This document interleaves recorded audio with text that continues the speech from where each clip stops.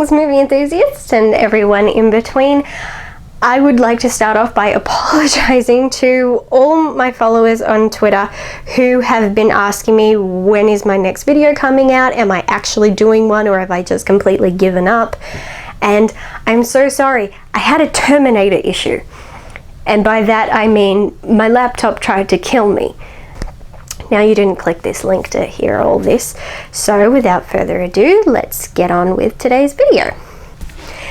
So today's video is a top 6 TV shows that were cancelled too soon. Now, this is not based on ratings, this isn't even based on a poll that I did. These are just my personal top 6 shows that I believe were cancelled too soon. So without further ado, let's get on with the first show on the list. Dark Angel. Dark Angel was created by James Cameron and Charles H. Eagle. It starred Jessica Alba as Max Guevara and Michael Weatherly as Logan Cale. The show chronicles the life of Max Guevara, a genetically enhanced super soldier who escapes from a covert government military facility as a child. The show is set in a post-apocalyptic Seattle. The show aired in 2000 on Fox and ran for 2 seasons, ending in 2002. So Dark Angel was James Cameron's television debut, and I think he did a fantastic job. You had a post-apocalyptic show in a time when there wasn't a post-apocalyptic show or movie coming out every week like there is now. You had this kick-ass female lead, and come on, who doesn't want to see Jessica Alba kicking ass? Because I know I do. And the show also had Jensen Ackles in it, so there's another reason to watch it right there. This show is one of my favourite shows. For the most part, it was pretty easy to follow. Season 2 did get a little confusing though. Season 2 felt like it was moving away from sci-fi and moving into the supernatural side of things, and a lot of fans didn't like that, and ratings began to drop. I'll admit I wasn't sure where they were going with this. However, if you look up Dark Angel on Wikipedia, it actually tells you exactly what Cameron had planned for Season 3. He was going to explain every single thing from both Season 1 and 2 and answer all our questions, and it would have been fantastic. But the show got cancelled, and with a freaking cliffhanger, which left the fans completely lost. I think the main reason for it being cancelled was the drop in ratings, which was due to both a change in the plot and the show switching from Tuesday to Friday nights. I still think it's a great show. It was dark without being all doom and gloom, which I loved, and that Season 3 would have been absolutely amazing. But anyway, next, Witchblade.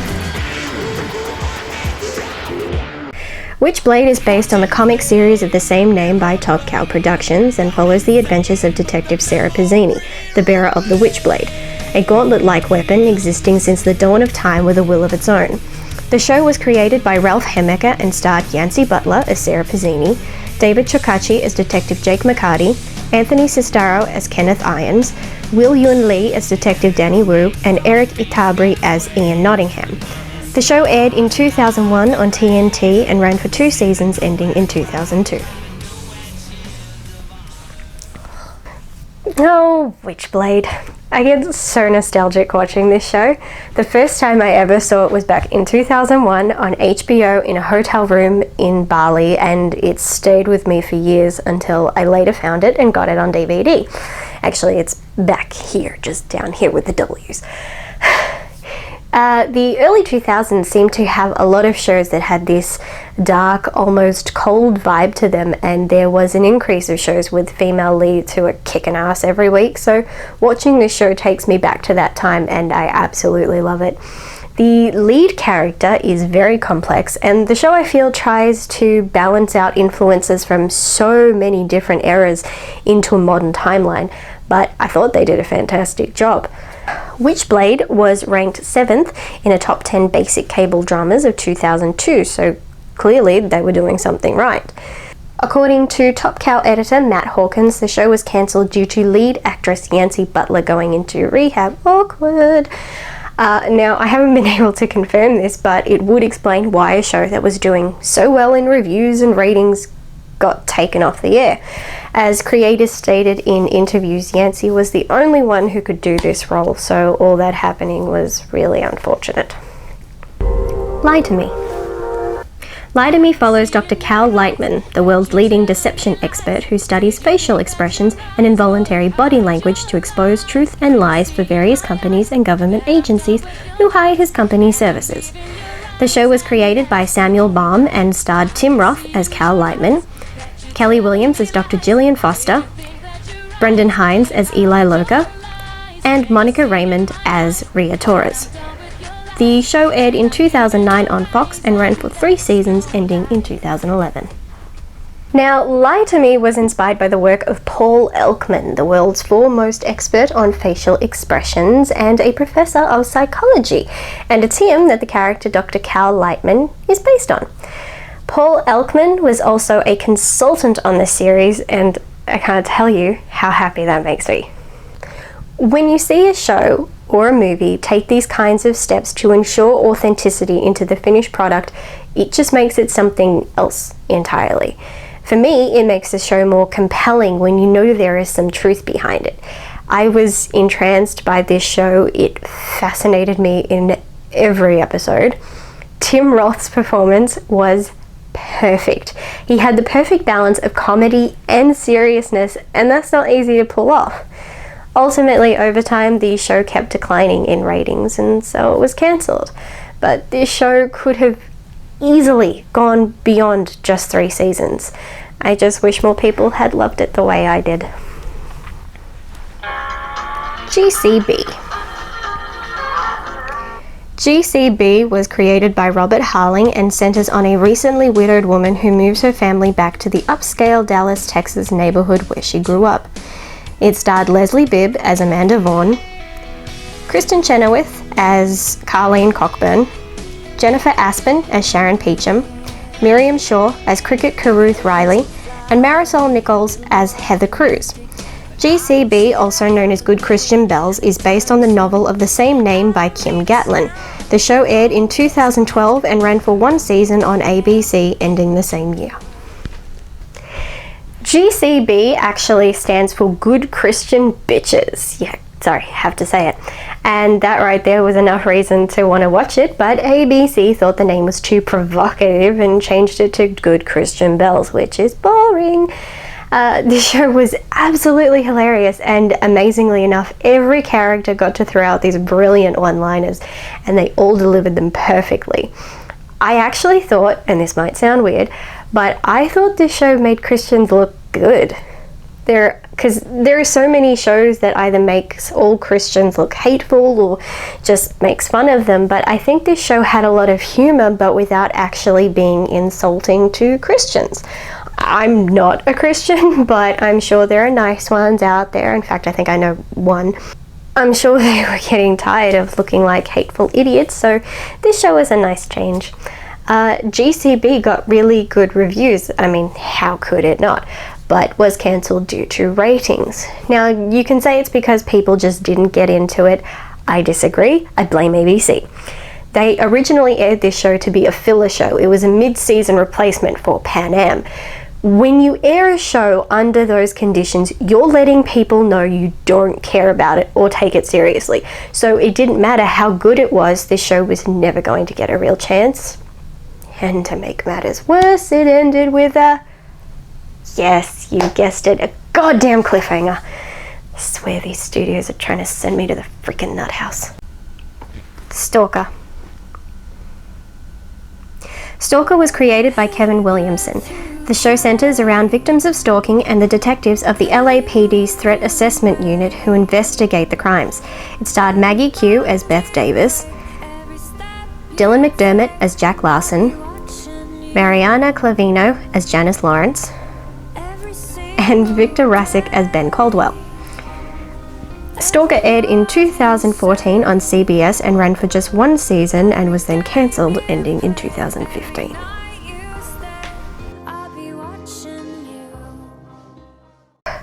Stalker actually received some extremely harsh and what I would call ludicrous reviews. One review stated it was chock full of perverted subjects and ugly storylines, while another said it was exploitative, misogynistic trash. Were we watching the same show? This show deals with a very real subject, which is stalking. So on that note, here are some quick facts about stalking.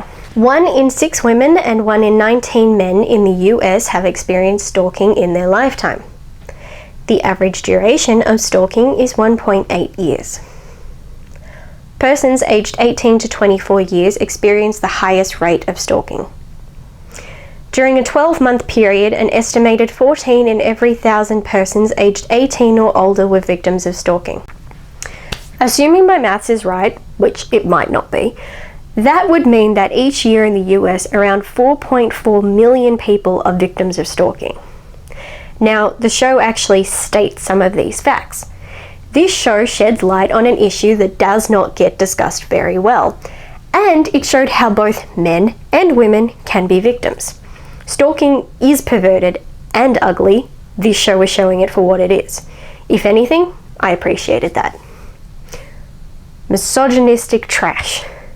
The lead character is a female detective who was the victim of stalking and survived and became someone who helps other victims.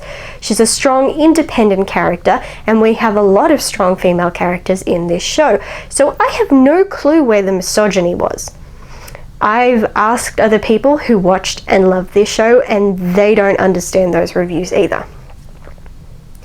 I mean, are you telling me Law & Order SVU can deal with issues like kidnapping, murder, rape, incest, child rape and molestation, and serial killers, and have a 15-season run, but Stalker was being exploitative? Come on! I still love this show. It had a phenomenal soundtrack, which you need to go listen to. The show was dark, but it addressed real issues and showed you the psychological aspects of the crimes, which reminded me kind of Criminal Minds, and I love that. The worst thing about this show was that it too ended on a fucking cliffhanger. And now I'll never know what would have happened. So, screw you, CBS. We have such bad history, CBS and I. Our last show, Agent Carter.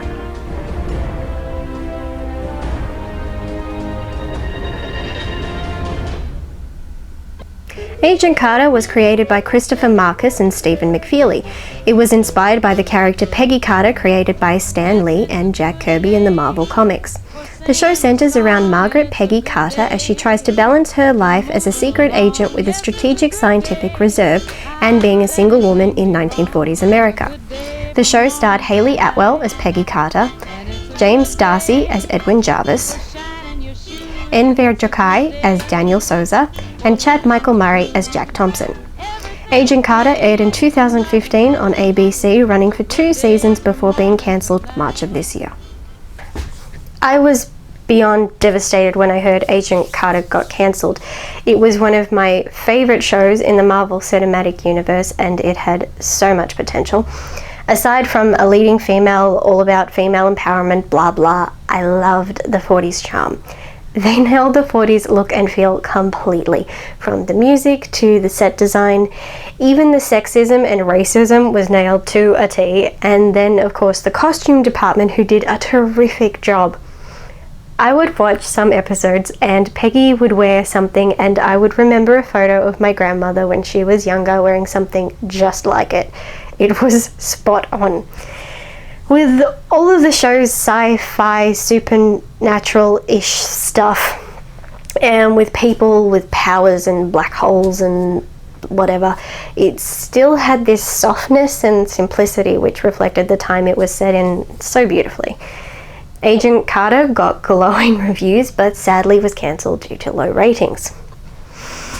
And the cherry on my Agent Carter cake was that it, yes, I'm saying this goddamn word again, cliffhanger. It ended in a cliffhanger. That's it. I'm done. Screw ABC, screw CBS, screw all you studios that keep cancelling shows with freaking cliffhangers. I can't handle it anymore. I'm done. I'm out. Goodbye.